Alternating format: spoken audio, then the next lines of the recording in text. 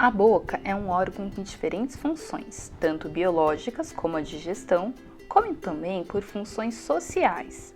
As práticas sociais da boca na primeira infância estão intimamente ligadas com as nossas práticas culturais, como mamar, falar, comer, sorrir, morder, comunicar, cantar, expressar sentimentos e experimentar o mundo que está ao seu redor. Logo nos primeiros dias de vida do bebê, é através da boca que ele se relaciona com o mundo, buscando saciedade para a fome e para outras necessidades, como segurança, aconchego e tranquilidade. As relações da boca com o mundo irão se construir de acordo com cada cultura e modo de vida das populações, se adaptando aos seus costumes e crenças. Na primeira infância do bebê, eu acho que a boca tem um papel fundamental para aquela criança, né? Principalmente porque a criança nasce, né? É instintivo, é natural a necessidade de sucção dessa criança e ela vai fazer isso com a boca, né? De que forma? De várias formas. Ou com a chupeta, ou com o dedo, ou no seio materno, ou na mamadeira, enfim.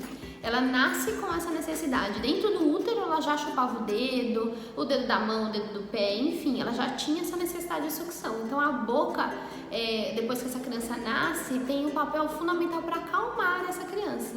Né? Então a necessidade de sucção da criança, além de se alimentar, né? Além de ser para que ela mame no peito, né? O aleitamento materno, é para que ela tenha calma, para que ela se sinta segura, né?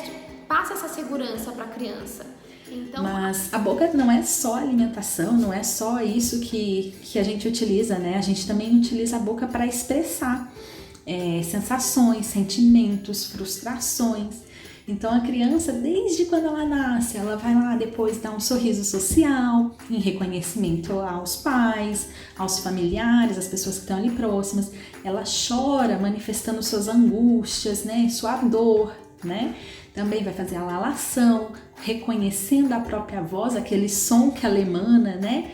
Vai fazer a nomeação das coisas. Então, é mecanismo de linguagem, mas é mecanismo de extravasar mesmo todos os sentimentos que ela tem. A boca é o primeiro contato do bebê com o mundo externo, né? A produção da fala, ela não se dá apenas por um ato motor. O desenvolvimento de linguagem, ele também se dá acompanhando o processo de subjetividade, a construção da individualidade desse bebê. E é através da boca que ele vai experimentando esse mundo externo, conhecendo esse mundo externo e também se conhecendo.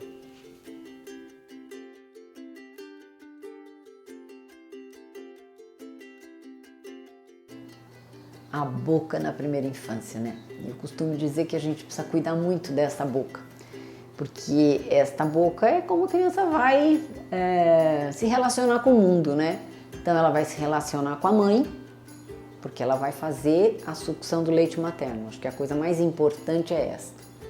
Tem uma coisa muito importante que acontece no aleitamento materno, que é assim: a saliva do bebê tem receptores, né? Ela tem alguns elementos e que, ao tocar ao seio da mãe, que também tem lá os seus receptores, o bebê estabelece um diálogo com a mãe dizendo o que ele precisa daquele leite materno. Então, se ele está mais febril, se ele tem uma infecção, esse leite vai sofrer uma adequação para ele. Então a gente pode dizer que a criança começa a dialogar com a mãe bem antes dela falar. Então essa função da boca, antes de mais nada, é de alimentação. Com o passar do tempo, essa boca tem uma outra função importantíssima, que é a de mastigar. Mas antes dela começar a mastigar, ela também já chorou, que é como ela diz para a mãe que ela está contente ou não, se está bom, se ela tem desconforto, se a fralda está molhada, enfim, se não está bom. Mas principalmente o sorriso, né? A boca vai trazer o sorriso para essa mãe. Então eu sempre costumo dizer para a mãe: cuide desta boca, que essa boca do seu bebê é a mesma boca que, embora chore, te incomode em alguns momentos, é a boca que vai falar, mamãe eu te amo, é a boca que vai sorrir. Então é muito importante. A boca é super importante na criança e é com ela que ela, de alguma forma, ela se comunica no mundo.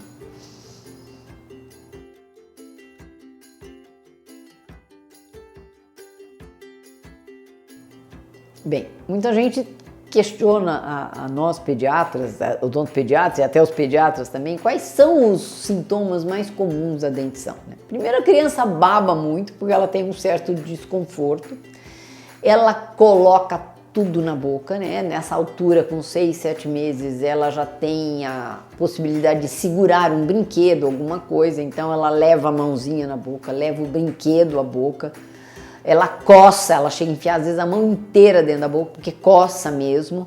É muito comum os pais relatarem que a criança teve um pouco de diarreia, teve um pouquinho de febre e ela saliva bastante.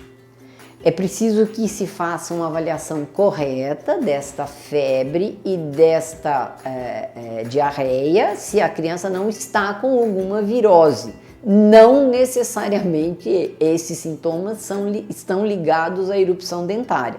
Esses são os mais comuns relatados. A criança pode ter um certo desconforto ao se alimentar, porque ela já está comendo uma papa, né, de colher, e ela, nesse momento, a gente até pede para dar uma papa um pouco mais fria também, porque aquela comida mais friazinha ajuda a aliviar os lugares que estão mais inflamados, quando o dente está para romper.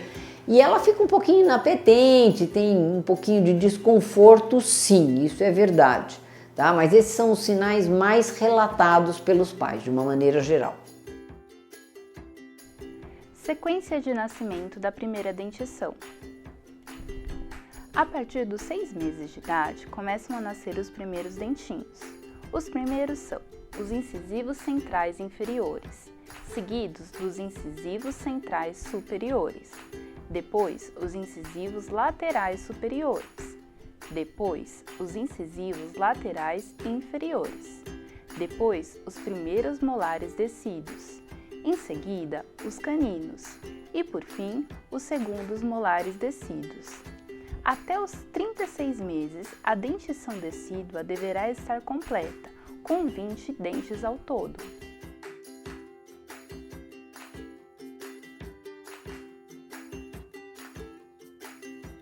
Como é um momento, né, quando os dentes estão erupcionando, que tem uma inflamação natural, porque estão rompendo esses dentes todos na boca, é permitido que a gente use os mordedores, isso sim, e há uns mordedores especiais, com gel, com água dentro, que eles podem ir para a geladeira, eles ficam mais friozinhos, vamos dizer assim, é quando coloca aquele frio na região que está inflamada, que está um pouco mais quente, alivia para a criança.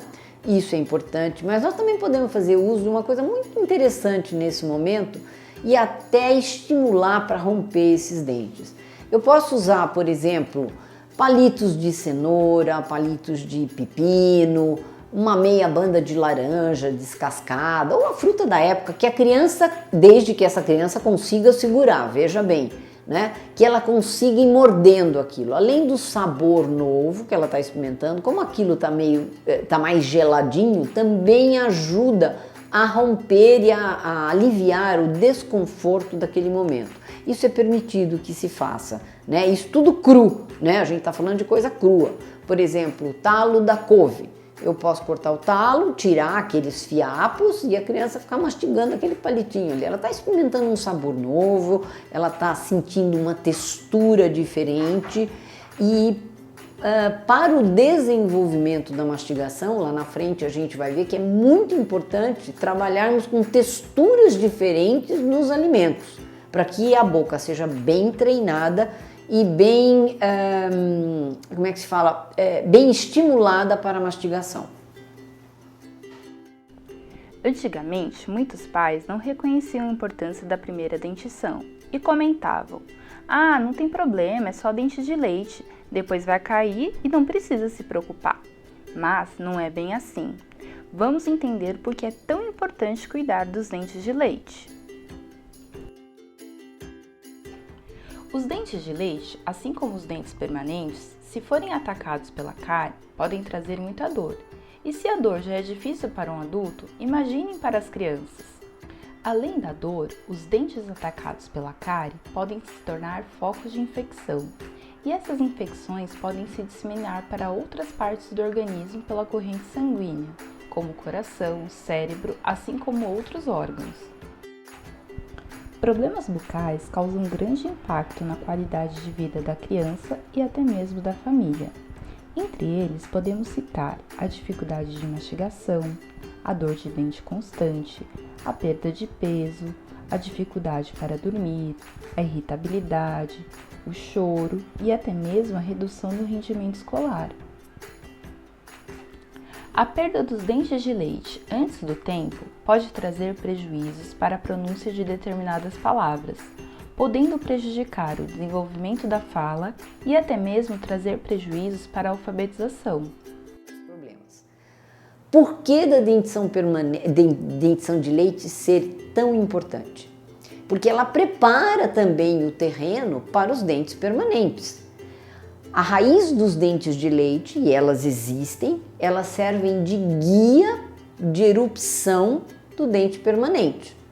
Então, quando eu perco um dente fora de época por cárie, por trauma, por exemplo, o dente que vai substituir, o dente permanente que vai substituir, ele vem muitas vezes até girado, ele perde um pouco aquela noção de erupção. Por isso que é tão importante a dentição de leite. E para desenvolver a boca, óbvio, né? Para mastigar, para trabalhar com todo tipo de alimento, isso é fundamental. Outro motivo muito importante para cuidarmos com muita atenção dos dentes de leite é que se a criança tiver uma dentição de leite saudável, provavelmente ela tem mais chances de ter uma dentição permanente também saudável.